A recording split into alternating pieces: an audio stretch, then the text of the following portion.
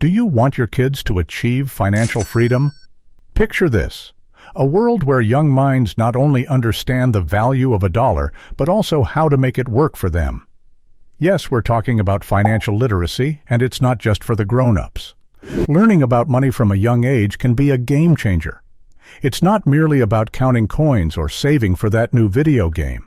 It's about grasping the basic money concepts, setting a budget, understanding the difference between needs and wants, and more. It's about learning to navigate the financial world with confidence and making informed decisions. Stay tuned as we delve into the first step of financial literacy. Ever wondered how money works? Let's explore the basic money concepts. Money, in its simplest form, is a medium of exchange. It's what we swap for goods and services. Instead of trading apples for oranges, we use money. It's a universal barter system that everyone accepts. There are different forms of money. We have physical money, like coins and paper bills. Then there's digital money, like the numbers in your bank account, or even cryptocurrencies like Bitcoin. Each form has its own value, and understanding these values is crucial. But money is not just about exchanging and spending. It's a store of value. It's a way of keeping wealth that you can use in the future. If you save your money wisely, it can grow and provide for your needs later on. Understanding the value of money is the first step towards financial literacy. With these concepts, the next step is learning how to manage money through budgeting. Budgeting, a crucial skill to master for financial success. So, what is budgeting? It's a way to plan your money, ensuring you have enough for the things you need and the things that are important to you. Think of it like planning a road trip. You wouldn't start without knowing your destination and the route to get there, right? Now, let's talk about why budgeting is important. It helps you avoid spending more than you earn, save for the future, and prepare for emergencies. It's about making sure you're not caught off guard by unexpected expenses. Creating a budget can be as simple as writing down your income. That's money coming in, and your expenses, money going out. A simple rule to follow is the 50-30-20 rule. 50% of your income goes to needs, 30% to wants, and 20% to savings. Now that you understand budgeting, let's move on to saving and goal setting. Why save money when you can spend it? Let's find out. You see, saving money isn't about withholding fun or denying yourself the things you love. It's about empowering yourself to create the future you want. It's about setting goals and reaching them. Think of it this way. Let's say you want to buy a new video game, go on a trip, or even start your own business. Without savings, these dreams stay just that, dreams. But by putting money aside, little by little, you're taking steps towards making these dreams a reality. And this isn't just about big goals. Saving also gives you a safety net for unexpected expenses. It's like having a parachute when you're flying high. You hope you never need it, but it's good to know it's there if you do. Remember, saving isn't a punishment, it's a path to freedom. Having savings goals is important, but so is being a smart consumer. Are you a smart consumer? Let's find out. Now, what does it mean to be a smart consumer? Well, simply put, it's all about knowing what you're buying, why you're buying it, and whether you're getting your money's worth. This is what we call consumer awareness. Why is it crucial? Imagine you're at a store. You're faced with two products that do the same thing, but one is twice the price of the other. Without consumer awareness, you might just pick the pricier one, thinking it's better. But a smart consumer knows that price isn't always a reflection of quality. So, how do you become a smart consumer? It starts with asking questions, doing a bit of research, and comparing products before making a purchase. Also, be aware of your rights as a consumer. If a product doesn't live up to its promises, you're entitled to a refund or replacement. Being a smart consumer is great, but earning money is equally important. Money doesn't grow on trees, so how do we earn it? Now there's a question that's probably crossed your mind a time or two. Well, the answer isn't as elusive as you might think. Earning money can come from many different sources. For instance, one of the most common ways is through a job.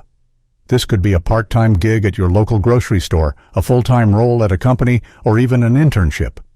Jobs offer a steady stream of income as you exchange your time and skills for money. But jobs aren't the only way to earn money. For younger folks, doing chores around the house can be a great way to start. Mowing the lawn, washing the dishes, or tidying up your room could all earn you a few dollars from your parents. It's a win-win situation. Regardless of how you choose to earn money, it's important to understand the concept of income. Income is the money that you earn, and it's what you'll use to take care of your needs and wants. It's the fuel that powers your financial freedom journey. But remember, earning money is just the beginning. It's what you do with that money that really counts. That's where budgeting, saving, and investing come into play. As the saying goes, it's not about how much you make, but how much you keep and grow. Earning money is a crucial step, but managing it is equally important. Ever wondered why people keep money in banks? Let's find out. Banks, in essence, are like giant piggy banks. They're a safe place to store your hard-earned money. But they're more than just storage facilities. When you deposit money into a bank, you're not just stashing it away for a rainy day. You're also allowing the bank to use your money to fund loans to other customers. In return, the bank pays you a small amount of interest. Now let's talk about saving accounts. A savings account is a type of bank account where you can deposit money and earn interest over time. It's a practical way to put aside funds for future needs or emergencies. What sets it apart from a checking account, which is meant for daily transactions, is that savings accounts are designed for less frequent use. They encourage saving by limiting the number of withdrawals you can make, usually to around 6 per month. So, how does a savings account help manage and grow your money? Well, the interest you earn on your savings might not make you a millionaire overnight, but it can add up over time. Let's say you save $100 a month. At the end of the year, you'd have $1,200. But if you put that money in a savings account with an annual interest rate of 2%, you'd have an extra $24 at the end of the year. That might not sound like a lot, but remember, every little bit counts. And here's the kicker. The interest you earn on your savings is compounded. That means you earn interest not just on your initial deposit, but also on the interest that your money has already earned. Over time, this can significantly increase the amount of money in your account. So, keeping money in banks, and particularly in savings accounts, does not just keep it safe, it also helps it grow. It's a great way to prepare for the future and achieve your financial goals. With all these steps covered, there's one final concept to understand. Do you really need that new video game, or do you just want it? This sets us up for an essential question in financial literacy: the difference between needs and wants. Needs, you see, are the bare essentials for survival. Think about food, shelter, clothing, the basics. Wants, on the other hand, are the extras, the bonuses, the cherry on top of the cake, like that new video game or the latest designer sneakers. Recognizing this difference is a crucial step towards financial freedom. It's easy to blur the lines and let wants masquerade as needs, but being able to separate the two can empower you to make informed decisions about your money. So the next time you're on the brink of a purchase, take a moment to ask yourself, is this a need or a want? It's not about denying yourself pleasures, but about being smart with your money. Understanding your needs and wants can help you make smarter financial decisions. As we conclude this journey into financial literacy, it's evident that empowering young minds with the knowledge of managing money is crucial. Each step lays the foundation for a financially responsible future. By instilling these principles early on, we equip children with the tools they need to navigate the complex world of finance confidently. Remember, financial literacy isn't just about counting coins, it's about understanding the value of money and making informed decisions that pave the way for financial freedom.